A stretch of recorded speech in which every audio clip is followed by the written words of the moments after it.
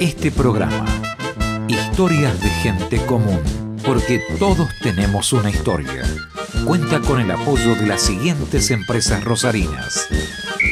Tengo una idea. La idea es el deporte. Sport 78. Rosarino por deporte. Y dale que llego. Llegó la nueva promo Oportunidad Iveco. Un mes donde vas a poder llevarte los camiones Iveco Euro 3 que siempre quisiste, con una financiación del 70% masiva a 5 años en pesos. Acércate a nuestros concesionarios. Que no se te escape esta oportunidad. Llego. Iveco, el camión. Hola, ¿cómo le va? ¿Qué dice? ¿Cómo anda? Esto es Historias de Gente Común. Porque todos tenemos una historia. En este caso, Zaida Nazar. Zaida Nazar de Solán. Delicioso personaje. Esta es la historia de una persona, una profesora, Mendoza, México, Rosario.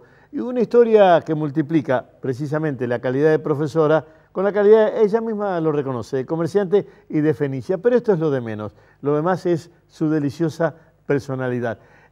Historias de gente común. En este caso, Zaida Nazar, obvio, le dicen la turca. Primer bloque. Señor director, ahora. ¿Cómo es su nombre completo? Zaida. Zaida. Con S. Zaida. Zaida, con H final. Da o ra. Da. Zaida, con H final. Sí. Nazar, con Z. Nazar. Con Z, con una sola Z. Como Nazar Anchorena. Sí. Nazar. Como Nazar Anchorena de Mendoza. Zaida Nazar. De Solans. De Solán. ¿Y el apellido de soltera? Es Nazar. Nazar es el apellido. Sí. De soltera. ¿De soltera? ¿De dónde es ese apellido? Es que yo soy hija de sirio-libaneses, directos. ¿De sirio-libaneses? Directos, sí. Pero Mi padre llegó después de la Primera Guerra Mundial a Mendoza. A Mendoza. A Mendoza, porque inclusive mi papá vino primero el padre de él y después llamó a su hijo. Que sería el abuelo, el abuelo tuyo. Mi abuelo, sí. Y después llegó mi mamá. También. Y en la comunidad, no, pero no venían casados de ella. Te hablo de casados porque venían casados y venían en pareja. Vino después mi mamá con su familia, del Líbano. Mi papá de Siria, de Damasco, y mi mamá del Líbano, de Sasle, que es una ciudad del Líbano. ¿Cómo se llama el nombre? Sasle. Sasle, que es la ciudad del Líbano. Y bueno, y acá, eso fue en Mendoza. ¿Había comunidad en Mendoza? Claro, había relaciones comunitarias entre los paisanos, que se les llamaba los paisanos, sí. Y efectivamente así fue. Ahí se encontraron, a mi papá le presentaron a mi mamá y mi mamá a mi papá, y bueno, así empezó la relación. ¿Hay hermanos? Sí, tengo 4 hermanos más. Todos mis hermanos son profesionales, yo también lo soy. Era el sueño de todos los inmigrantes, que ¿sí? sus hijos fueran profesionales. Mi hijo el doctor. Sí, realmente el famoso eslogan, mi hijo el doctor, de la famosa obra de Florencio Sánchez, se hace efectiva en los inmigrantes. Y mi papá y mi mamá, que sufrieron mucho como inmigrantes, querían que sus hijos fuesen mejores. ¿Sufrieron mucho? Sufrieron mucho socialmente, porque ellos, empezando por el idioma, claro. El idioma era un idioma totalmente diferente, no tenía un acercamiento como puede ser la lengua italiana. Que no es una lengua romance, que son las que vienen de Roma. Las romances, seguro. Estas lenguas son lenguas orientales, que vienen de otro tronco, la lengua árabe. Y bueno, y así fue, mi papá y mi mamá, lo que querían es que sus hijos fuesen profesionales. ¿Cómo era el nombre de tu mamá? Mi mamá Mariam, sí, y mi papá Musa. Musa Nazar. Y bueno, mis hermanos solamente han fallecido 2, los 2 mayores, yo soy la menor de 5 hermanos, pero todos profesionales. El mayor ingeniero hidráulico y civil, después mi hermana profesora también de Bellas Artes, otro hermano que es psiquiatra, médico psiquiatra, y otro arquitecto. Todos exitosos. ¿Y vos? Yo soy profesora y licenciada en Historia. ¿En Historia? En Historia, sí. porque... ¿Estudiaste en Mendoza o acá? Estudié en la Universidad Nacional de Cuyo. Yo llego acá de otra manera. ¿Cómo llegas a Rosario? Llego a Rosario porque ellos me dan una beca de intercambio cultural argentino-mexicano y voy a México y fui por 10 meses y me quedé 10 años. 10 años en México. Sí, ahí conocí a mi marido a los 3 meses de estar allá, Oscar Solans, que es el hijo del que originariamente es el dueño de la panadería. Y ahí lo conozco y... Ahora, qué loco vos de Mendoza, tu marido de Rosario. El de Rosario. Bueno, en el gueto de los becarios lo encontré y lo conocí. Él iba por ciencia... ¿La beca para qué? ¿Estudiar cultura maya? No. Yo fui para estudiar la cultura latinoamericana con eje en Rosario, en México, ¿no es cierto? Con proyección en México. Más o menos? Y estudié mucho... ¿qué década fuiste más o menos? Yo fui 70? Fui 60. En los años 70, 78 más o menos, llegué allá. Mi marido ya estaba allá, él fue por ciencias políticas. Y bueno, nos encontramos en el gueto de los becados, donde estaban todos los becarios. En el campus. En el campus. Y fue muy interesante porque enseguida entre los argentinos teníamos una relación bastante... ¿Y vos qué eras, la turca? Y yo era la turca, siempre fui la turca, ¿no? Y bueno, así es. ¿Pero 10 años te quedaste con tu marido allá también? Con mi marido, tuve mi primera hija en México.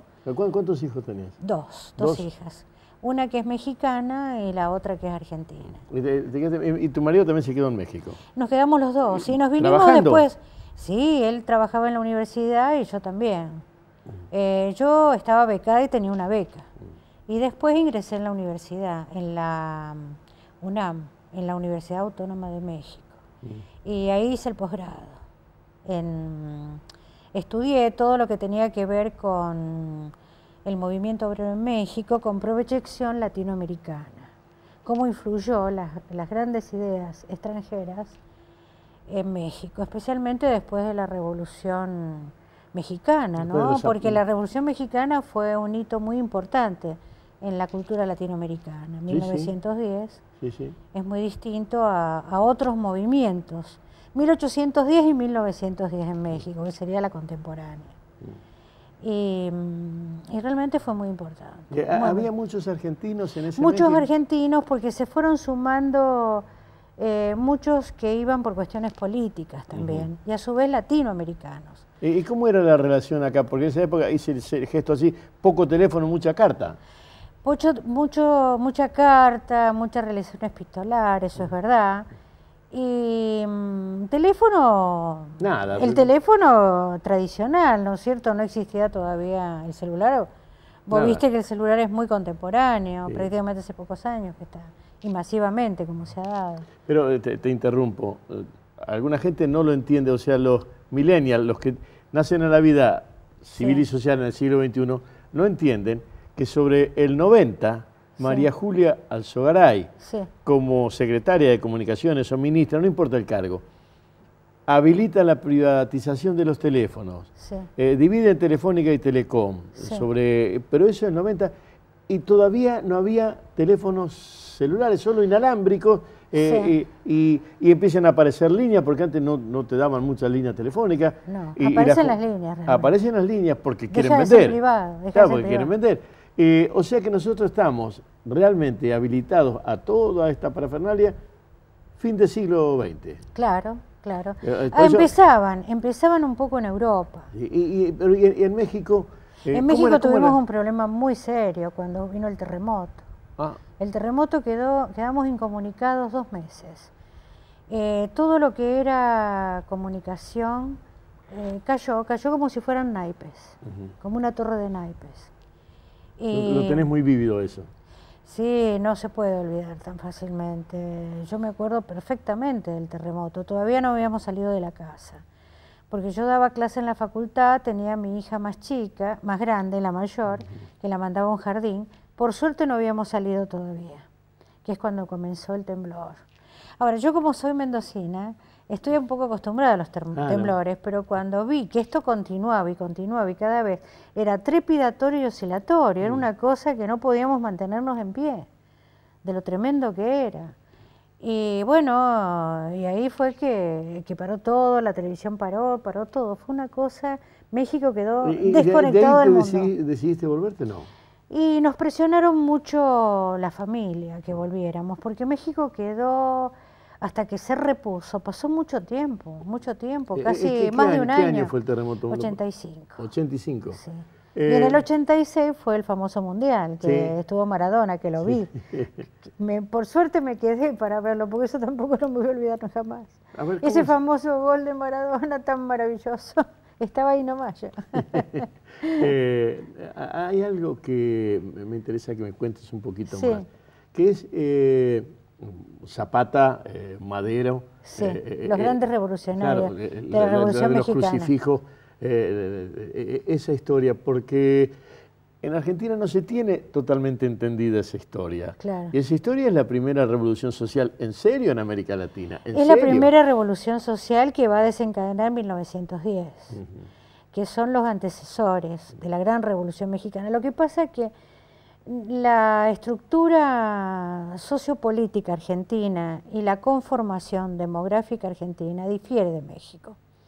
México tiene una conformación prehispánica que no muere con lo prehispánico, claro. permanece, se modifica, y realmente la forma en que actúa es totalmente, no inmediata, pero sí de una manera mediática. Sí, allá, para porque decirlo... por más que haya habido gobiernos muy fuertes como Porfirio Díaz, no lograron aplastar el movimiento que se inicia precisamente en 1810. Es una revolución distinta a la revolución de 1810 argentina. Acá es un movimiento burgués, son los grandes patricios de Buenos Aires quienes la hacen. Allá había civilización atacada o presionada por otra civilización. Y queriendo aplastarla, pero nunca la pudieron aplastar. Inclusive trataron de subyugar, ¿no es cierto?, a esta población. Bueno, la maldición de Malinche y todo eso viene de ahí, ¿no? Claro. Bueno, ¿y cómo venís a Rosario? ¿Cómo termina tu vida en Rosario? Y termina porque después del terremoto... ¿Y del gol de Maradona? Y del gol de Maradona, que por suerte que nos quedamos, porque ese mundial fue fantástico de ver. Imagínate, siempre ganaban, era hermoso de ver. Y después ver Maradona con los ingleses, que quiero contar esto porque fue maravilloso esto. Había pasado la guerra de las Malvinas. Entonces para nosotros ganarle a los ingleses era ganarle a las Malvinas, realmente. Pero ¿eso sentiste? Eso sentí, y aparte sentí también, claro, como Argentina, todo el mundo quería ganarle a los ingleses de alguna manera, pero no se pudo, los ingleses... Vos viste, llevaron toda su mejor artillería, ahí pusieron de manifiesto la mejor artillería que tenían. No sé cuál es tu edad, pero la mía, a mí me lleva a que yo escribía en el cuaderno, 1950 años del sesquicentenario General San Martín. Y las Malvinas son argentinas, son cosas que yo tengo puestas en la cabeza. Sí, porque siempre nos metieron eso. Mi héroe es San Martín y las Malvinas son argentinas. Eso es medio como armado así. Ahora, ese general borracho... No, por supuesto que no, pero siempre uno, de todas maneras, el hecho de mandar soldados y en la forma en que los mandan a los pobres muchachos, que no eran los mejores preparados, no teníamos un ejército similar a... Aparte, Inglaterra nunca perdió una batalla en el mar. Fíjate vos, nomás en el siglo XVI, cuando a Felipe II se le ocurre la Armada Invencible, antes de llegar a las costas de Inglaterra lo vence. Entonces falta historia también. Este general que teníamos, Galtieri, no sabía nada de historia. Si hubiera sabido un poquito sabía de whisky. Sabía de whisky. Bueno, y pasado el 86 del gol de Maradona... bueno, la presión y qué sé yo... Bueno, la cuestión es que... ¿Qué idea tenías de Rosario? ¿Lo que te contaba tu marido? No, pero yo vine, en 2 o 3 oportunidades vine a pasear a Rosario y... Conocí a la familia de mi esposo. ¿La turca o la mexicana? No sé, por ahí creía... Y la turca un poco, ¿no? La turca. Y bueno, yo vuelvo a Rosario, decidimos volver porque ya te digo, México quedó bastante mal en situación. De todas maneras, nosotros seguíamos en la universidad. Yo seguía haciendo el posgrado, pero fue mucho la insistencia de que volviésemos. Y especialmente mi suegro, que es el que después falleció, que volviéramos, así nos hacíamos cargo del negocio, mi esposo fundamentalmente, y volvimos y nos quedamos. ¿Y acá pudiste trabajar como allá? Sí, yo entré en la Facultad de Derecho, acá, y empecé a trabajar ahí en la Facultad de Derecho en Historia del Derecho. Y trabajé bien, estuve muy contenta trabajando ahí con los profesores, en fin, bien. ¿Y acá dónde fuiste a vivir?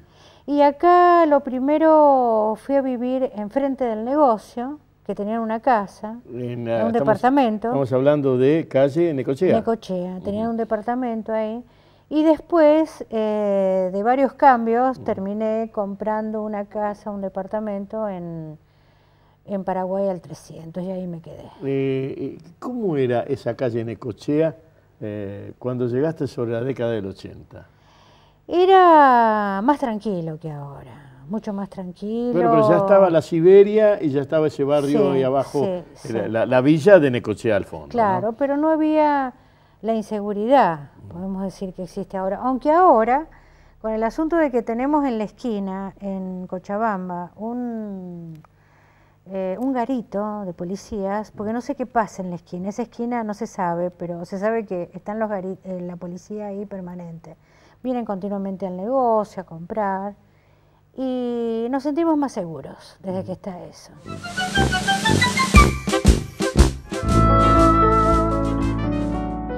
No quiero que me mire si no sabe que no soy uno más entre los muertos. No quiero que me mire si no sabe que mi vida está en sus ojos, justamente. No quiero que me mire quien ignore que al mirarme yo creo y me levanto por encima de la gente, que tengo voces y subo y toco el cielo y vengo y aquí estoy porque me miran. Yo soy el monumento. No quiero que me toque si no sabe que soy de dura piedra de otros tiempos. No quiero que me toque si no sabe que es preciso latir por esos dedos. No quiero que me toque si ha olvidado que al tocarme parezco un trozo de madera, un barco y una vela, un tren, un avión, que voy corriendo, que resurjo en latidos de amores que me tocan. Yo soy el monumento. Yo quiero que se sepa que nunca estuve quieto. Yo quiero que se sepa que sigo siendo un sueño. Yo quiero que me mire igual, que fuera un cielo, el cuento que contaban del sol y los cuadernos diciéndome en sus versos que soy una bandera, que soy una esperanza como la vez primera.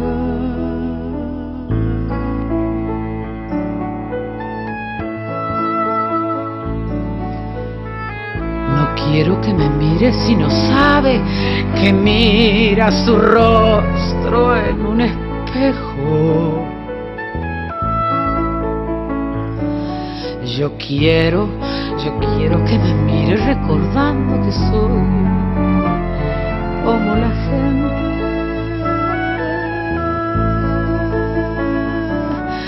No quiero que me toque si ha olvidado la historia de mi cuerpo, compuesto de ilusiones, amores y recuerdos, ejércitos y madres y trigo y un labriego que me soñó diciéndole en su puerta: soy Juan tu monumento.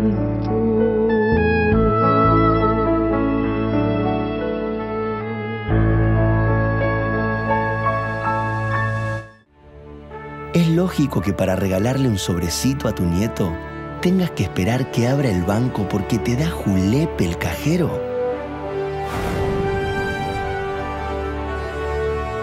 No.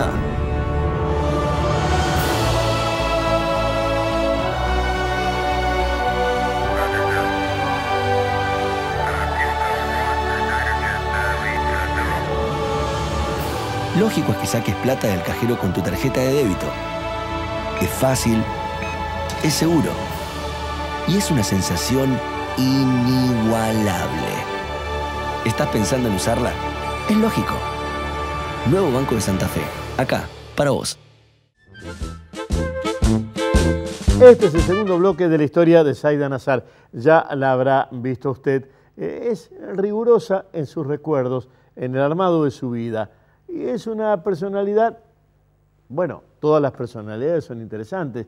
Esto es Historias de Gente Común, porque todos tenemos una historia. Este es el segundo bloque de Zaida Nazar. Le pido que me acompañe, señor director, ahora. Cuando estabas en México, sí, ¿respetabas alguna tradición de comida? ¿Encontrabas las especies para eso? Respetábamos la comida y en realidad no abandonamos la comida argentina. La comida mexicana es rica, pero es muy fuerte, es muy fuerte. Muy fuerte a nivel de especias, el picante. La variedad de picantes que tienen es impresionante. Vos estás especializada en historia. Sabrás que los picantes y todo eso es para cubrir... Es prehispánico. ¿Cómo? Es prehispánico. Claro, está hecho para cubrir la posibilidad de que la carne esté o el animal esté en mal estado y resolverlo con esos picantes para que sea otro sabor. Eso se decía, pero no creo, por lo menos ahora no, ya no. A lo mejor en otro, pero no. Dice que eso es una mala fama que se le ha hecho a México. Ellos cualquier cosa dicen que los extranjeros. No, bueno, pero es picante la comida. Es muy terrible. Yo he llegado a llorar del picante. Sí, es bueno, pero no te podías negar a comer. Bueno, y hacías no, esa pero comida. Me gustó. Llegó un momento que me gustó el picante y hasta quería comer un poco con picante. No esos tan picosos que llega un momento que no se aceptan.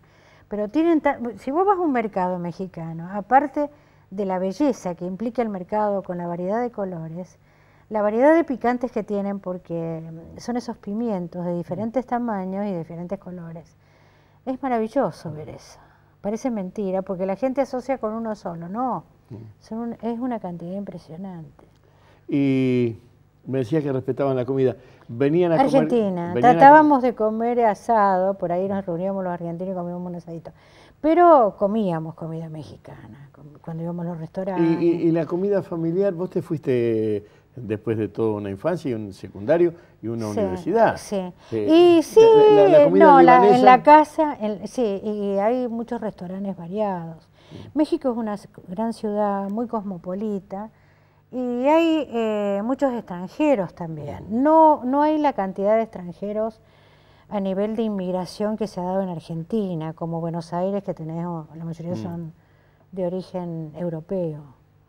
Pero hay muchos extranjeros también, especialmente en México, y por lo tanto hay también muchos restaurantes variados. México es una ciudad muy importante.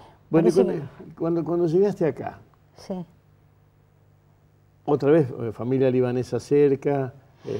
No, mi familia estaba toda en Mendoza, pero estaba cerca de mi familia. Y también tengo una hermana que estaba en Brasil con su esposo. Mi hermana estaba en Brasil, porque mi hermana fue por intercambio cultural y se encontró con su esposo, que es griego, y se quedaron a vivir fueron por la Bienal de San Pablo. Pero estás mendocina, una se va a México y se viene con un rosarino. La otra se va, ¿a dónde fue? A San Pablo, fue por la Bienal. Sí.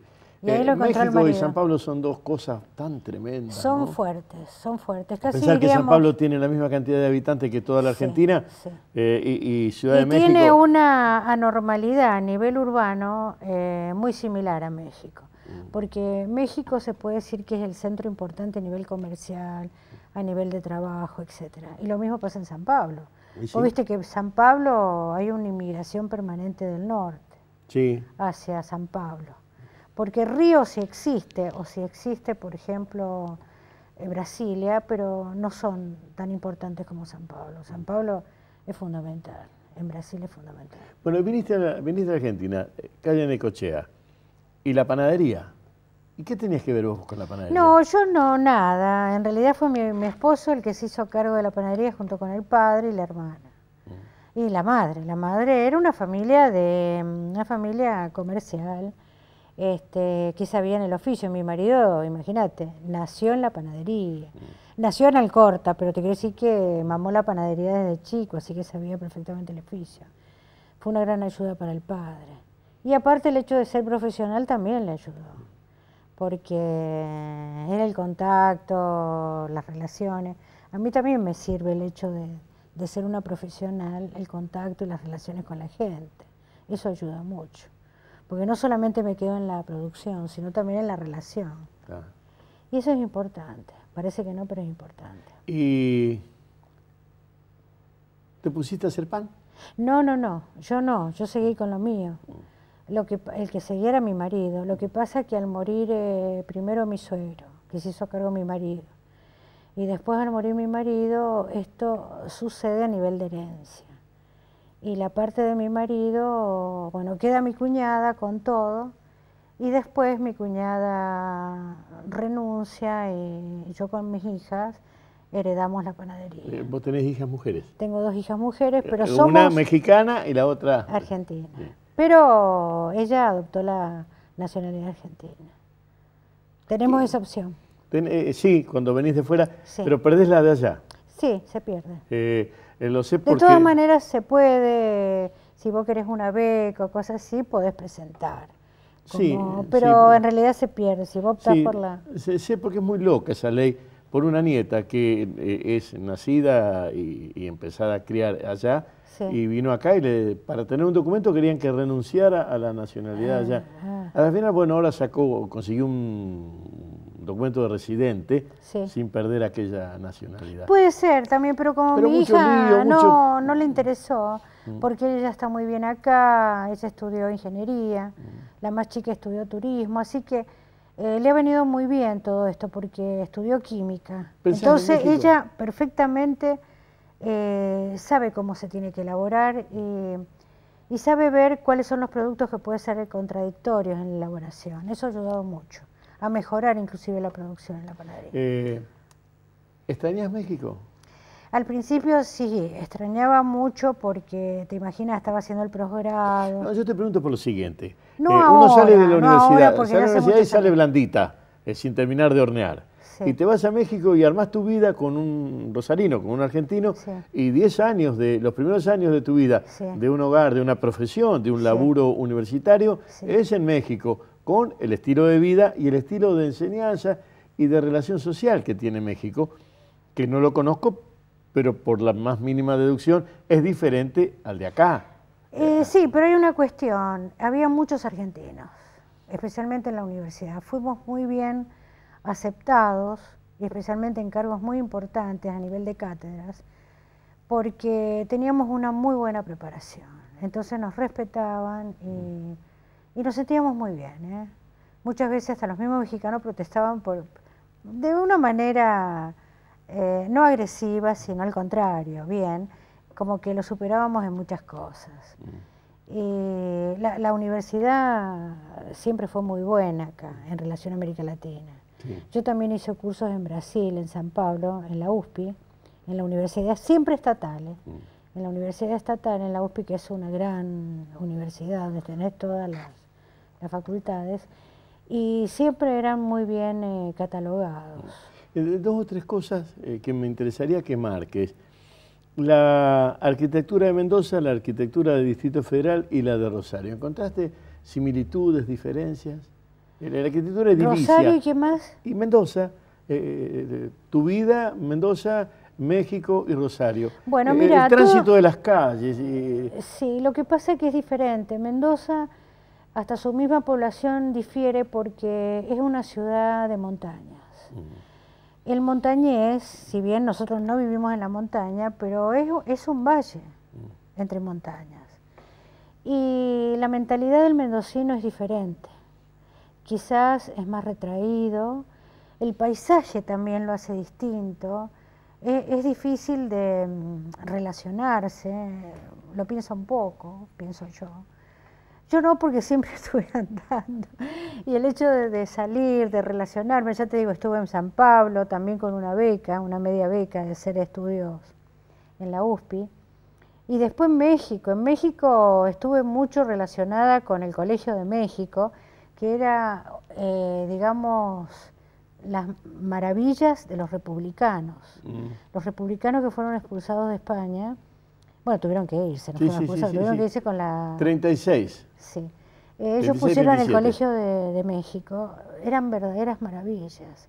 Los grandes científicos, en todos los niveles y en todas las áreas, eran verdaderamente excepcionales. Aprendimos muchísimo de ellos. Y los mismos la generación también. del 28 en España termina su vida refugiada en México o en Argentina, ¿no? Pero más en México. Sí. En México acá se le vienen dio 2 o 3 poetas y allá va la crema de la sí. ciencia, la filosofía, las artes. Fue fantástico. Ahora, el movimiento, me estoy yendo otra vez a México, pero el movimiento artístico de México tiene mucha similitud con San Pablo y con Buenos Aires, a nivel artístico. Son grandes centros culturales. Tenés grandes exposiciones, grandes centros de exposición, pero magníficos, grandes pinacotecas, grandes bibliotecas, que realmente son admirables. Y Mendoza es una ciudad chica, pero es una ciudad muy pujante, que quiere... ¿Y cuando cruzaste el Distrito Federal con Rosario? ¿Cómo fue? Y me costó un poco porque encontraba la ciudad de Rosario muy pequeña, muy... Pero el hecho de estar en la Universidad Nacional de Rosario, o sea, en la Facultad de Derecho, que siempre había un movimiento muy progresista, muy renovador, me sentí bien. Aparte estaba en la cátedra de Díaz Molano, que era una cátedra donde se estudiaba mucho y se profundizaba mucho. Hay en esto un montón de vivencias tuyas. Sí, permanente. Lo que yo quisiera es, ¿cómo era el olor de la casa mendocina y de la comida turca, libanesa o siria o sirio-libanesa? Sí, porque decir turca es un error. No, ya lo sé. Ya lo sabes. Es un genérico es malo. Un genérico, como pero es que no, gallego, el español, el gitano, el italiano. Sí, y no. pero tiene una relación legal. Loca, muy loca. ¿Sabes por qué? Porque les dicen turcos. ¿No sabes? A ver. Porque resulta que cuando el Imperio Turco, ¿me entendés?, se extiende hasta la Primera Guerra Mundial, hasta la terminación de la Primera Guerra Mundial, dominaba todos esos países. Sí. Cuando vienen los inmigrantes, sirio-libaneses y otros, de todos esos países, jordanos, etcétera, es decir, me refiero a toda la parte árabe, ¿no?, de lengua árabe, venían con pasaporte turco, porque estaban bajo el dominio de los turcos. Por eso mi papá se molestaba, porque fueron muy bravos los turcos. Aparte, la religión era distinta. Ah, sí. Ellos musulmanes y nosotros cristianos. Y bueno, ejercían el poder, lo han ejercido durante cerca de 5 siglos. Acordate que acabaron con el Imperio Romano de Oriente. No eran cualquier cosa. Siempre fueron muy bravos los turcos. Fue un imperio, aparte de la situación geográfica que ellos tienen. En la capital de Turquía ahora había sobre 250 mezquitas, habrá habido 4 o 5 iglesias. La proporción era de 3% de sitios para ir para el recogimiento para la fe, ¿no? Sí, sí. Una diferencia muy grande. Sí, pero los turcos es un genérico equívoco, pero... Claro, pero tiene eso que ver. Ese origen, ¿no? Entonces, el origen tiene eso, tiene una relación histórica efectiva, sí, realmente venían con pasaporte turco y les decían turcos. Y dale que llego. Llegó la nueva promo Oportunidad Iveco. Un mes donde vas a poder llevarte los camiones Iveco Euro 3 que siempre quisiste, con una financiación del 70% masiva a 5 años en pesos. Acércate a nuestros concesionarios, que no se te escape esta oportunidad. Llego. Iveco, el camión.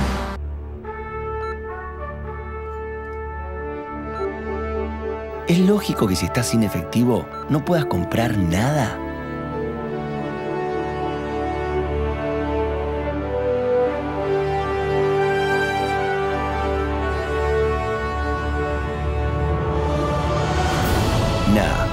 lógico es que puedas pagar con tu tarjeta de débito. Es cómodo, es seguro y es una sensación inigualable. ¿Estás pensando en usarla? Es lógico. Nuevo Banco de Santa Fe. Acá, para vos. Tercer bloque final de la historia de Zaida Nazar. Ya habrá usted participado, al igual que yo, de esta historia que, insisto, compromete un pasado mendocino, un origen libanés, una existencia en México y la filiación final en Rosario, donde dice, esto es importantísimo, que lo que tiene como mejor recuerdo es la gente. Último bloque de la historia de Zaida Nazar, señor director, ahora. Mi papá vino con un pasaporte turco. Vino apenas terminar la Guerra Mundial. ¿Sabéis hablar alguno de...? Sabía, en el momento cuando era chica sabía, porque en mi casa insistían que habláramos el árabe. Pero ¿sabés qué pasa? En el barrio éramos los turcos. Estaban los gringos, los turcos, eran todos extranjeros, hijos de extranjeros. Pero nos identificaban mucho los turcos. Para colmo, mi papá, comerciante. Yo tengo el alma de Fenicia. ¿Me entendés? Del comercio en sí. Yo me crié atrás del comercio. Mi papá llegó a tener un negocio de ramos generales muy grande. ¿Me entendés? Era casi una media manzana. El turco Nazar. Los turcos Nazar. Moza Nazar. Moza Nazar. Entonces teníamos un negocio muy grande. Y si hablábamos en árabe en el negocio, cuando empezamos ya a crecer y darnos cuenta que la gente nos miraba mal, porque pensábamos que hablábamos de ellos. Y se va perdiendo. Y aparte casi todos nos casamos con chicas y chicos que no eran hijos de árabes. Entonces, para no quedar mal... ¿Conservás algo de esa comida vos? Todas, y las sé hacer todas. Así que lo voy a invitar a comer yabra, los niños envueltos de hojas de parra, el laben, que es el yogur que no tiene sabor, el yogur es salado. Por esas cuestiones locas de el kepi, crudo, cocido, todo eso. Y a tu marido acá se le... Ay, a él le encantaban las comidas árabes, sí, le encantaban, y a mi suegra también, a mis suegros también, a todos les gustaba mucho la comida árabe.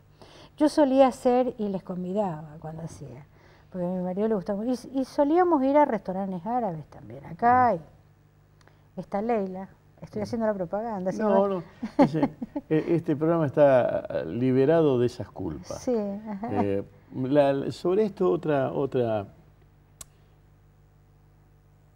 ¿Qué sabor, qué aroma, qué cosa te trae a la cabeza el pan? Porque te digo lo que me pasa. Yo paso cerca de una panadería, pero más que de una panadería, de un horno de donde sale ese aroma. Atractivo. Pero es una cosa que, yo no sé, he llegado al final alguna vez me voy a atrever a preguntarle a los genetistas si no está incluido en algún orden genético, porque es el trigo que viene de la Mesopotamia finalmente, ¿no?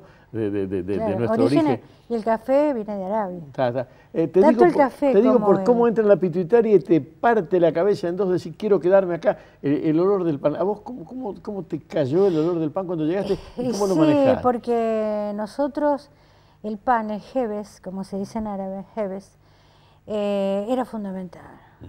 No, aparte, el pan es diferente la forma, pero la composición es la misma. Siempre el pan la composición es la misma. Lo que varía es la forma. El pan árabe es chato y es grande. Y se trataba como si fuera una pizza. Se jugaba con la masa hasta hacerla lo más extendida posible y redonda. Mi mamá la sabía hacer. Mi mamá sabía hacer todas las comidas árabes y bueno, tenía originariamente... Y el pan como que es fundamental, ¿no? Yo estaba encantada, engordé mucho cuando llegué. Comíamos todo. Las panaderías son, es muy atractiva la panadería. No podés sustraerte al olor del pan y de lo que va saliendo del horno, que es fantástico, ¿no? A ver, explícame cómo es eso lo que va saliendo. El pan caliente, digamos. El pan caliente, digamos. El pan caliente es imposible que vos te sustraigas al pan caliente. Porque es rico, los bizcochos, las masitas, que también las van elaborando. Hoy, por ejemplo, estaba el muchacho que hace las masitas finas, las masitas secas, que hace postres, todo eso. Es muy atractivo. Es muy atractivo no solamente a la vista, sino también el olor que da eso. Hay un olor, que es lo que te atrapa, ¿no? De Mendoza, ¿qué te traerías para Rosario? Y de México, ¿qué te traerías para Rosario hoy? Por ejemplo, de Mendoza, el dulce de alcayota. ¿Cómo? El dulce de alcayota con nueces. ¿Con nueces? Sí. Es muy turco eso. No sé si la alcayota, pero lo de las nueces sí. La de las nueces sí, todo lo que es nueces, todo eso sí. Pero el dulce de alcayota es una cosa que siempre me gustó. Y con nueces es una cosa exquisita. Hay veces que lo comíamos como postre. ¿Y de México? Y de México las artesanías. Siempre artesanías. me traje muchas artesanías, especialmente las mantas. Lo atractivo es cómo confeccionan eso sin un dibujo previo, y sin un molde previo, y sin una base previa. Porque si vos ves, por ejemplo, las alfombras que hacen en Oriente, o que hacen, por ejemplo, en Europa, o acá mismo que se elaboran, tienen como hasta una base escrita, o un dibujo escrito que se ajustan a él. Los mexicanos no tienen ninguna base. Aparte está el telar de cintura con el cual ellos van confeccionando, que es distinto al telar de mesa. Y todo eso es muy interesante, es muy atractivo. A mí las artesanías fue una cosa que no podía dejar, y la gente no lo valora porque hay un desprecio hacia lo prehispánico. Han venido los yanquis realmente a darle valor, a través de los descubrimientos, a través de la arqueología. Bueno, la verdad es que yo soy un estudioso de la nada, o sea, como los periodistas sabemos un océano de 3 centímetros de profundidad, ¿no? Muchísimas cosas. Y una de las que me llamó la atención es... ¿Vos estuviste en México? No, pero lo que te voy a contar es sobre las culturas precolombinas. Sí. Cuando se hace la historia de la música en el Río de la Plata y en el Imperio Inca, porque nosotros somos virreinato en el 1700, pero nosotros tenemos el Caminito del Indio y el Sendero Real es a Perú. Sí, era nuestro. Lo único que encuentran musical sobre el Río de la Plata es el tambor de agua, que es vasijas llenas a diferentes alturas con agua y cerradas con un cuero. Sí. O sea, es lo único. No está la escala pentatónica en el Río de la Plata. Sí, en Perú, y de hecho recontra sí en todas las culturas. Claro, lo que pasa es que eran culturas, quiero decir con esto, muy desarrolladas. Claro, lo que pasa es que cuando llegan los españoles, en las zonas a donde llegan realmente, eran los grandes imperios. El imperio azteca, el imperio maya, el imperio inca, que eran las grandes culturas prehispánicas. En cambio, por eso no determinaron los virreinatos en el Río de la Plata, lo hicieron después por el contrabando. Sí. Pero en realidad la zona del Río de la Plata, que era una zona totalmente aislada, y que se origina ahí el famoso contrabando, etcétera, etcétera, porque la gente no podía esperar el monopolio mercantil que venía de Centroamérica. Era una cosa totalmente irrisoria. Aparte, pensar la forma en que se desplazaban. Bueno, y de Rosario, ¿qué diría? Esto no quiero que se pierda. Y de Rosario, yo encontré gente muy buena, a mí la gente, me gustó mucho la gente es muy amable, ahora, muy cordial. Déjame sacar una mínima cuenta. Sí. Poner 87, ¿cuál es tu año de llegada más o menos? Y nosotros llegamos acá en el 87. 87. Sí. Para después del Mundial. Para no pelear con nadie, 90. 90, 2000, 2010. ¿Llevas más de 30 años acá? Sí. Fui a pasear 2 veces a México. Sí. Volví a México porque teníamos que volver, ¿no? Y me enfermé por el smog. Me había desacostumbrado. Distrito Federal es eso, tenés que cortar esa neblina de hollín. Podés creer que me había desacostumbrado y me enfermé, pero me dio como un ataque al estómago. No podía aceptar casi la comida, comí picante y me hizo re mal. A mi marido también, a la nena, o sea que ya nos habíamos desacostumbrado. Qué cosa terrible, ¿no? Cuando estábamos allá estábamos perfectos. Y de Rosario, vuelvo a la pregunta de Rosario, que si esto no quiero que se pierda, me decís la gente. La gente es muy amable, tengo muy buenos amigos acá, muy, muy buenos amigos, ¿Y casi como hermanos. ¿Te dicen Zaida, te dicen o te dicen Zaida. turca? No, me dicen Zaida, pero ellos saben que yo soy turca. ¿Y cuál es, no un sonido, cuál es la música? Es decir, esta es la música que siento, así como el olor del pan es un olor imposible de mover de la cabeza, ¿cuál es la música que no tiene censura? Te entra por el oído y se te queda. Bueno, a mí siempre me gustó mucho el folclore, ¿sí? Y sigo escuchando folclore, ¿no? Me cuesta que en la panadería me lo acepten. Ahora aprovecho que no está una de las empleadas, Fernanda, porque no le gusta el folclore. La otra piba que está, sí le gusta, me dice que le gusta. Así que pongo folclore. Me gustan mucho los grupos tradicionales, los fronterizos, todo lo que tuvo que ver con mi época de juventud, ¿no? ¿Eras de los movimientos estudiantiles cuando joven? Sí, tuve mucho, participaba, me gustaba participar. Es muy raro que uno se aísle, ¿no? Y me gustaba participar con los movimientos. No de una manera directa, pero sí como estudiante, a través de conferencias, si teníamos que participar en hacer alguna investigación, todo eso me gustaba. Tuve buenos profesores, tanto en la Universidad Nacional de Cuyo como en México. Tuve muy buenos profesores. Me decís que tenés un alma de fenicia, porque es un alma Siempre de comerciante, no me costó mucho tomar la panadería. Bueno, entonces, dame una manera de definir o de vender la ciudad de Rosario. ¿De vender? ¿Cómo la venderías? ¿Cuál es el eslogan, la frase, la forma para que a la gente le interese Rosario? Y para mí, Rosario, la gente, las universidades, la cultura rosarina, hay mucha cultura. Y aparte a nivel artístico hay mucho empuje por lo artístico. Hay muy buenos artistas, podría hacer referencia, inclusive trabajé con él, Jaime Ripa, al cual le tengo una gran admiración. Y entré en el movimiento artístico también con él. Yo me dediqué mucho también a hacer vitrofusión y los murales que él ha hecho acá en Rosario me parecen que son realmente de mucho valor y él es uno de los representantes máximos de la cultura rosarina. Eso me impactó. El rosarino es una persona muy preparada, que llega mucho al arte, a la música, los centros que tiene a nivel de exposición, a nivel de presentación de obras teatrales, obras artísticas, todo eso es muy importante. Los dos teatros, por ejemplo, me parecen fantásticos. El teatro del Círculo, el teatro... No parece, pero llevamos un tiempo bastante largo charlando. No me digas. Sí. Ahora, ¿te puedo hacer una pregunta? Sí, no corresponde, pero sí, ¿cómo no? ¿No corresponde? No, por favor, te hago una broma. ¿Por qué se te ocurre? Vos siempre ibas a la panadería a comprar y yo te atendía como cliente.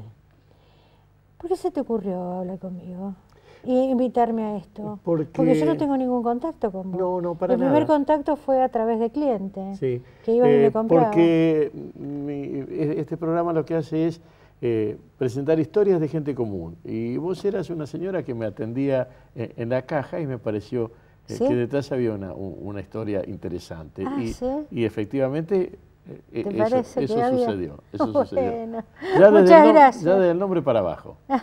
Gracias, un beso, cuídate. Bueno, muy bien. Y muchas gracias también a vos por esta entrevista tan bonita. Hasta aquí llegamos, parecido y diferente. Esto es Historias de Gente Común. Porque todos tenemos una historia.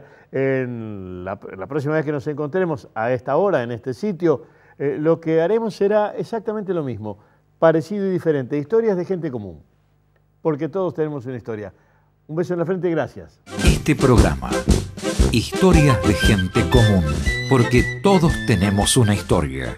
Cuenta con el apoyo de las siguientes empresas rosarinas. Tengo una idea. La idea es el deporte. Sport 78. Rosarino por deporte.